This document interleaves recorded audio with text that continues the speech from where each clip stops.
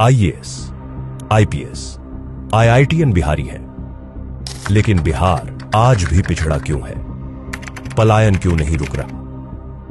बहुत बड़ा ये भ्रम है कि बिहार से बड़े आईएएस आईपीएस होते हैं। उसको ध्यान से देखिए जरा। आईएएस आईपीएस आईआईटी वो कर रहा है जो बिहार का है लेकिन बिहार से बाहर चला गया है। बिहार से आईएएस आईपीएस आज से 20 साल पहले बनते थे। पटना जैक्सन हॉस्टल से 5 लोग तब करते थे। एक साइंस कॉलेज के केवेंडिश और फैराडे से लड़के तब करते थे जब वहां पढ़ाई होती थी। आज बिहार से जो आईआईटी कर रहा है वो बिहारी है लेकिन वो कोटा में जाके कोचिंग कर रहा है। बिहार से जो आईएएस आईपीएस बन रहा है वो बिहारी है लेकिन वो दिल्ली में जाके पढ़ाई कर रहा है। यानी कि समस्या युवाओं की क्षमता में नहीं, यहाँ की व्यवस्था में है। जो युवा बिहार से बाहर की शिक्षा व्यवस्था में पढ़कर डॉक्टर, इंजीनियर, कलेक्टर बन सकते हैं, अगर वह व्यवस्था यहीं हो तो यहीं पढ़कर क्यों नहीं बन सकते हैं? जो बच्चे बाहर मजदूरी कर रहे हैं, अगर उन्हें यहीं पूंजी मिले तो उनमें वो क्षमता है कि वो यहाँ सिर्फ व्यवसाय ही नहीं करेंगे, रोजगार भी उत्पन्न करेंगे। इसीलिए प्रशांत किशोर कहते हैं, समस्या जटिल नहीं है, बस 3 मूलभूत चीजों को ठीक करना होगा।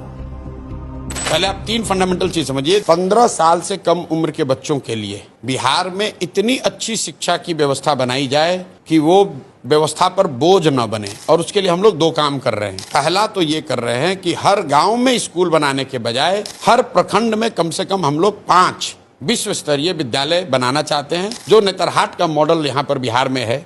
बिहार में नेतरहाट एक विद्यालय रहा है, अभी झारखंड में चला गया है। एक विद्यालय से 1500 से ज्यादा आईएएस आईपीएस बने हैं और उस विद्यालय में जाने वाले ज्यादातर लोग मध्यम या निम्न आर्थिक वर्ग से लोग आते थे।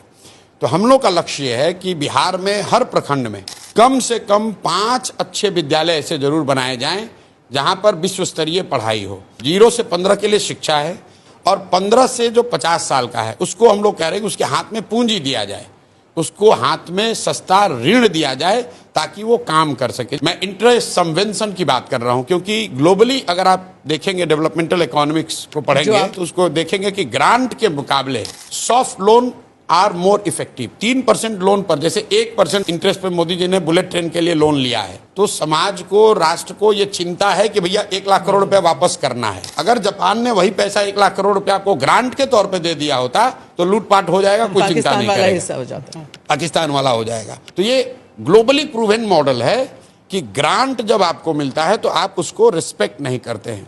तो बिहार में हम लोग इंटरेस्ट सबवेंशन स्कीम लाना चाहते हैं जहां आपको 10%, 12% ब्याज ना देना पड़े, 4% ब्याज देना पड़े। अगर आप रोजी रोजगार का अवसर यहाँ पैदा करेंगे और 50 साल से ऊपर के जो लोग हैं जो ना पढ़ सकते हैं ना रोजी रोजगार कर सकते हैं, वो करीब करीब 1.5 करोड़ की आबादी है। उसके लिए मैं चाहता हूं कि 2000 रुपये महीने की व्यवस्था हो जाए ताकि वो बेसिक डिग्निफाइड लाइफ जीत सके। फंडामेंटली यही 3 बात कह रहे हैं।